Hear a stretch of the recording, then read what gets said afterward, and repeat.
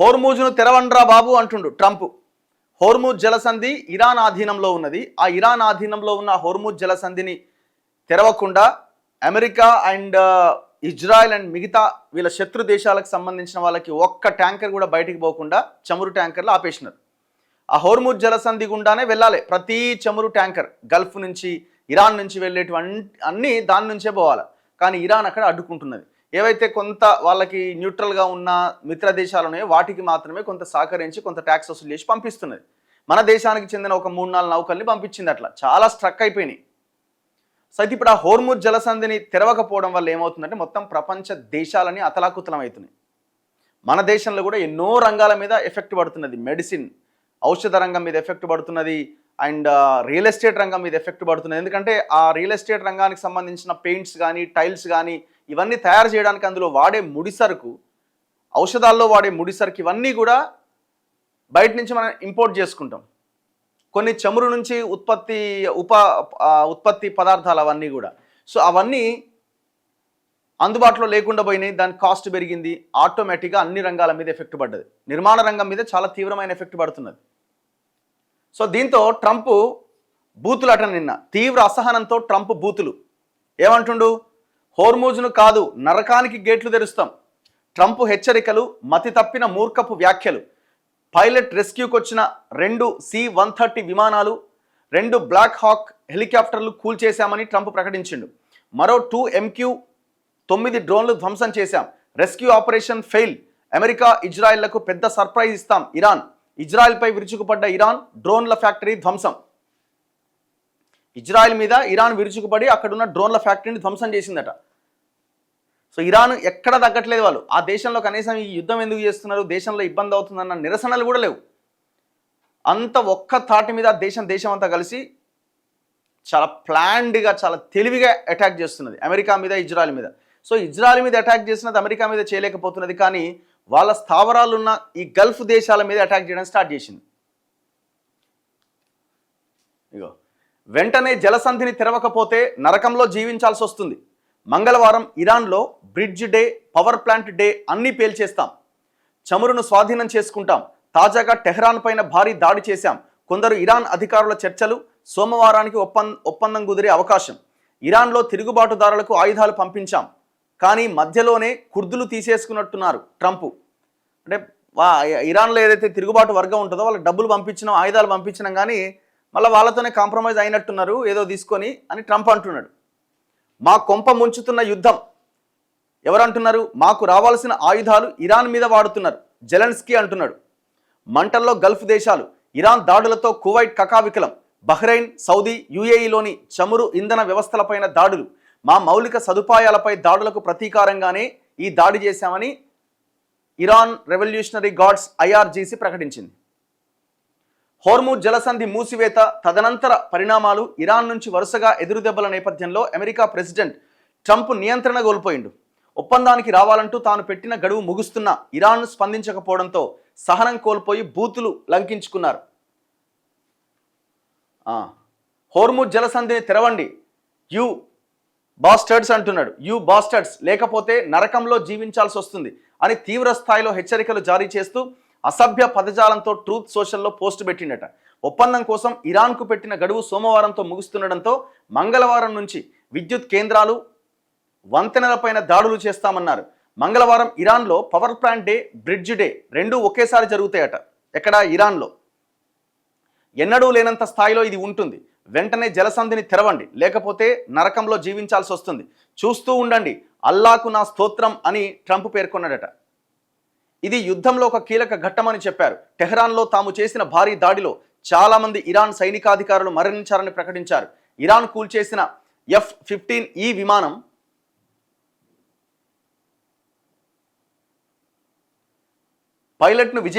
పైలట్ను అంటే ఆ విమానం కూల్చేశారు, కానీ ఆ పైలట్ను మాత్రం రెస్క్యూ చేశాం. ఆ కల్నల్ ఇప్పుడు సురక్షితంగా ఉన్నారు అని ట్రంప్ వెల్లడించారు. తమ సైనికుడి కోసం అమెరికా చరిత్రలోనే అత్యంత సాహసోపేతమైన ఆపరేషన్ చేపట్టాం. ప్రపంచంలో అత్యంత శక్తివంతమైన ఆయుధాలతో కూడిన 10ల సంఖ్యలో విమానాలు, హెలికాప్టర్లను పంపించాం. ఒక పైలట్ను త్వరగానే గుర్తించి రక్షించాం. రెండో పైలట్కు ప్రమాదం జరగకూడదనే ఉద్దేశంతో ఆ వివరాలు ముందుగా ప్రకటించలేదు. ఇరాన్లోని ప్రమాదకరమైన పర్వత ప్రాంతాల్లో రెండో పైలట్ చిక్కుకుపోయారు. ఆయన లొకేషన్ను నిరంతరం పర్యవేక్షిస్తూ వచ్చాం. గంటకు పెద్ద సంఖ్యలో శత్రువులు ఆయన దగ్గరకు వచ్చారు. ఈ క్రమంలో వ్యూహాత్మకంగా వ్యవహరించి రక్షించాం. పైలట్ తీవ్రంగా గాయపడ్డారు, అయినా చాలా ధైర్యంగా ఉన్నారు. భారీ ఆపరేషన్తో శత్రువుల భూభాగం నుంచి 2 సైనికులను వేరువేరుగా రక్షించడం అమెరికా మిలిటరీ చరిత్రలో ఇదే తొలిసారి అని ట్రంప్ చెప్పిండట. సో ఆ F-15E అనే విమానాన్ని ఇరాన్ 2 రోజుల కింద కూల్చేసినప్పుడు ఆ పైలట్లు సురక్షితంగా గాయాలతో బయటపడ్డారు. కానీ వాళ్ళు ఏ భూభాగం మీద బయటపడ్డారు అంటే ఇరాన్ భూభాగం మీద బయటపడ్డారు. సో దాని తర్వాత అమెరికా వాళ్ళిద్దరిని రక్షించిందట, అది ట్రంప్ చెప్తున్నాడు. పగటి సమయంలో శత్రువుల గగనతలంలో 7 గంటల పాటు ఉండడం, ఒక్క అమెరికన్ కూడా చనిపోకుండా విజయవంతంగా ఆ 2 పైలట్లను రక్షించడం తమ మిలిటరీ నైపుణ్యానికి, ధైర్యానికి ఉదాహరణ. కొందరు ఇరాన్ అధికారులు ప్రస్తుతం చర్చలు జరుపుతున్నారు. సోమవారం ఒప్పందం కుదరడానికి ఒక మంచి అవకాశం ఉన్నదని ట్రంప్ ఫాక్స్ న్యూస్కి ఇచ్చిన ఫోన్ ఇంటర్వ్యూలో చెప్పారు. ఇరాన్ ఒప్పందానికి రాకపోతే ఆ దేశంలో అన్నింటినీ నాశనం చేసి చమురు స్వాధీనం చేసుకుంటాం. ఇరాన్లో మొత్తం వంతెనలు, విద్యుత్ ప్లాంట్లు కూలిపోతాయి. ఇక ఈ ఏడాది మొదట్లో ఇరాన్లో ఆందోళనకారులకు ఇరాక్లోని కుర్దుల ద్వారా చాలా ఆయుధాలు పంపించాం, కానీ అవి వారికి చేరలేదు. కుర్దులే ఆ ఆయుధాలు తీసేసుకుని ఉంటారని వ్యాఖ్యానించారు. ఇక యాక్సిస్ ఇంటర్వ్యూలో ట్రంప్ మాట్లాడుతూ ఇటీవలి చర్చల సమయంలో ప్రత్యక్ష భేటీ కోసం ఇరాన్ అదనంగా 5 రోజుల సమయం అడిగింది. వారు చర్చల విషయంలో సీరియస్గా లేరు అని తనకు అనిపించడంతో B-1 వంతెన పైన దాడి చేశాం. మొన్నోడు కూల్చిరు కదా, ఈ గల్ఫ్ కంట్రీస్లోనే పశ్చిమాసియాలోనే అత్యంత పెద్ద అతి ఎత్తైన ఫ్లైఓవర్ అనమాట అది వంతెన. సో దాన్ని కూల్చేసింది మొన్న ఎవరు, అమెరికా. ఇగో సో ఇట్లా ట్రంప్ తన సహనం కోల్పోతున్నాడు. మరి ఏమైంది అన్నది చూడాలి. మరి వాళ్ళు ఎక్కడ తగ్గుతలేరు అని ఇప్పుడు చివరికి మీరు యుద్ధం అంతా అయిపోయిన తర్వాత జరుగుతున్న యుద్ధాన్ని గమనించి అసలు ఎవరికి ఏం లాభం, ఎవరికి ఏం నష్టం జరిగిందంటే అందరికీ నష్టమే జరిగింది. వాడికి ఒక్కడికే, 2-3 దేశాలకు నష్టమే కాదు, మొత్తం ప్రపంచానికి నష్టం జరిగింది.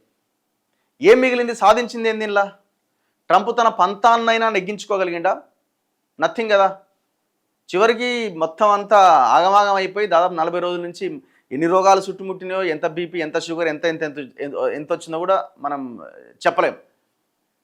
ప్రతిరోజు నరకమే కదా. ఏదో చేద్దాం అనుకున్నాడు, ఆడ సుప్రీం లీడర్ని ఖమేనీని చంపేయంగానే మొత్తం ఖతమైపోతుంది, ఇరాన్ కాళ్ళబేరానికి వస్తుంది అనుకున్నాడు. వాడు చాలా తెలివిగా ఇజ్రాయెల్ మీద అండ్ ఈ గల్ఫ్ కంట్రీస్ అయిన కువైట్, ఖతార్, సౌదీ, దుబాయ్ వీటి మీద అటాక్ చేయడం స్టార్ట్ చేసిండు. ఏం చేయాలనో అర్థం కావట్లేదు వాళ్ళకి. ఇగో తాము కూల్చేసిన అమెరికా C-130 విమాన శకలాలు ఇవే అంటూ ఇరాన్ ఒక ఫోటోను విడుదల చేసిందట. ఇగో ఇరాన్ ఏమంటున్నది, ఒప్పందానికి వచ్చి హోర్ముజ్ జలసంధిని తెరవకపోతే ఇరాన్ను నాశనం చేస్తానన్న ట్రంప్ హెచ్చరికలపై ఇరాన్ కూడా ఘాటుగా స్పందించింది. హోర్ముజ్ జలసంధిని కాదని శత్రువుల కోసం నరకానికి గేట్లు తెరుస్తామని హెచ్చరించింది. మేము హోర్ముజ్ జలసంధిని తెరవం, శత్రువుల నరకానికి గేట్లు ఓపెన్ చేస్తామని ఇరాన్ అంటున్నది. ట్రంప్ హెచ్చరికలు పూర్తిగా నిస్సహాయ, మతి తప్పిన మూర్ఖపు వ్యాఖ్యలని మండిపడింది. ఈ మేరకు ఇరాన్ అత్యున్నత రక్షణ విభాగం ఖాతం అల్ అన్ఫియా కేంద్ర ప్రధాన కార్యాలయం ప్రతినిధి ఇబ్రహీం మాట్లాడుతున్న దృశ్యాలను ఇరాన్ వార్తా సంస్థలు ప్రసారం చేసినాయట. అమెరికా పైలట్ను రెస్క్యూ చేయడానికి చేపట్టిన ఆపరేషన్ పూర్తిగా ఫెయిల్ అయింది. తమ 2వ పైలట్ను కూడా విజయవంతంగా రక్షించామన్న ట్రంప్ ప్రకటనను ఖండించింది. ఇరాన్ ఖండించింది. అమెరికా పైలట్ను పట్టుకున్నారా, ఇంకా గాలిస్తున్నారా అన్న వివరాలు మాత్రం వెల్లడించలేదు. అయితే రెస్క్యూ ఆపరేషన్ కోసం వచ్చిన అమెరికా బలగాలపై తీవ్ర స్థాయిలో దాడులు చేశాం. ఇస్ఫహాన్ దక్షిణ ప్రాంతంలో వినియోగంలో లేని ఒక విమానాశ్రయం వేదికగా అమెరికా రెస్క్యూ ఆపరేషన్ చేపట్టింది. దాన్ని పూర్తిగా అడ్డుకున్నాం. అమెరికాకు చెందిన 2 C-130 మిలిటరీ రవాణా విమానాలు, 2 బ్లాక్ హాక్ హెలికాప్టర్లను కూల్చేశాం. ట్రంప్ వ్యాఖ్యలన్నీ డొల్ల మాటలు. ఎవరన్నారు మేము కూల్చేసామని? ట్రంప్ అంటే అవన్నీ కూడా డొల్ల మాటలు, దృష్టి మరల్చే ప్రయత్నాలు. ఎడారి ప్రాంతంలో దట్టంగా వెలువడుతున్న పొగలు, విమాన శకలాలకు సంబంధించిన వీడియోలను ఇరాన్ వార్తా సంస్థలు ప్రసారం చేశాయి. పరస్పర దాడుల్లో 5 ఇరాన్ వాసులు మరణించారని తెలిపాయి. ఇక ఇస్ఫహాన్ ప్రావిన్స్లో మరో 2 అమెరికన్ MQ-9 రీపర్ డ్రోన్లను, ఇజ్రాయెల్కు చెందిన పలు హెర్మెస్ 900 డ్రోన్లను కూడా కూల్చేసినట్లు ఇరాన్ ప్రకటించింది. దాంతోపాటు ఏమంటున్నారు వీళ్ళు, అమెరికా ఇజ్రాయెళ్ల కోసం పెద్ద సర్ప్రైజ్ సిద్ధంగా ఉంది. ఇరాన్ అంటున్నది పెద్ద సర్ప్రైజ్ సిద్ధంగా ఉంది, తమ యుద్ధం ప్రణాళిక ప్రకారం కొనసాగుతోంది, అమెరికా లక్ష్యాలు మాత్రం తప్పుగా ఉన్నాయి. ఇరాన్లో వంతెనలు పేల్చేస్తామన్న ట్రంప్ వ్యాఖ్యలు హాస్యాస్పదమని అమెరికా సైనిక చర్యలు విఫలమవడంతో అలాంటి వ్యాఖ్యలు చేస్తున్నారని విమర్శించారు. ఈ అసమాన యుద్ధంలో శత్రువును ఎలా అలసటకు గురి చేయాలో తమకు బాగా తెలుసని చెప్పారు. టెహ్రాన్ పైన అమెరికా చేసిన వైమానిక దాడిలో army air defence commander general మౌసద్ జారే చనిపోయినట్లు ఒక వార్తా సంస్థ వెల్లడించిందట. అండ్ దాంతోపాటు ఇజ్రాయెల్లో ఒక డ్రోన్ ఫ్యాక్టరీని కూడా ధ్వంసం చేసిందట ఇరాన్. చూడండి వాళ్ళు ఏమంటున్నారు.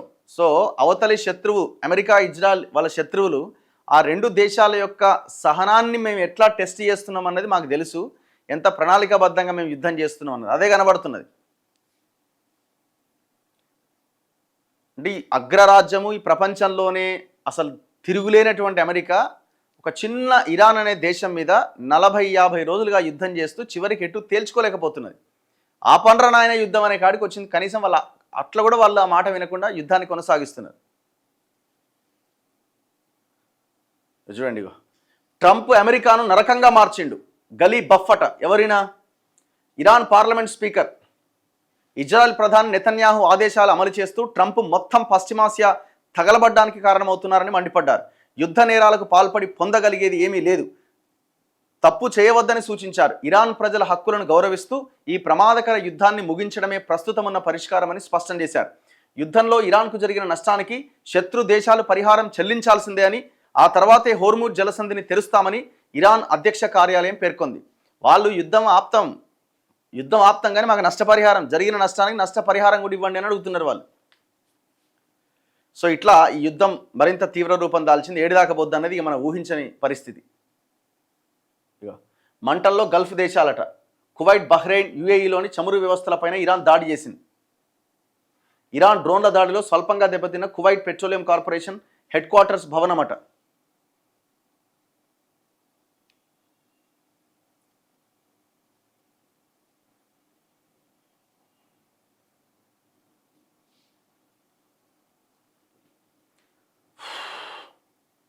అమెరికాకు క్షిపణుల కొరత, తరిగిపోతున్న JASSM ER క్రూయిజ్ క్షిపణులట. ప్రస్తుతం ఆ దేశం వద్ద ఇంకా మిగిలి ఉన్నాయి కేవలం 425 అట. సో వాళ్ళ ఆయుధ దీన్ని మొత్తాన్ని తగ్గిస్తూ వస్తున్నది ఇరాన్. ఇంతకాలం యుద్ధాన్ని కొనసాగించడం అంటే మామూలు విషయం కాదు. సో ఇది ఓవరాల్గా యుద్ధానికి సంబంధించిన వార్త. ఇంకా మిగిలే ఉన్నది, ఇంకా నడుస్తూనే ఉన్నది. మరి ఏ దశలో అయినా చర్చలు జరిగి యుద్ధం ముగించాలని మనం కోరుకుందాం. ఎందుకంటే ఇది మన దేశం మీద కూడా చాలా తీవ్రమైన ప్రభావం చూపిస్తున్నది. ముఖ్యంగా మన దగ్గర రియల్ ఎస్టేట్ రంగం కూడా చాలా తీవ్రంగా దెబ్బతింటున్నది. ఈ పెయింట్స్ కానీ, ఇక్కడ గుజరాత్లో టైల్స్ తయారవుతాయి. ఆ టైల్స్ తయారయ్యేటువంటి ఇండస్ట్రియల్ కారిడార్ మొత్తం మూసేసినట్టు, దాదాపు 500 యూనిట్లు మూతపడ్డాయట. సో దానివల్ల రేట్లు విపరీతంగా పెరుగుతున్నాయి, దొరకట్లేదు మార్కెట్లో. సో ఈ పెయింట్స్ దాంట్లో ఉపయోగించే ఆ బైండింగ్ కోసం ఉపయోగించేటువంటి ఆ ముడి పదార్థాలు ఇంపోర్ట్ చేసుకోవాలి గల్ఫ్ కంట్రీస్ నుంచి, మనం దొరకట్లేదు.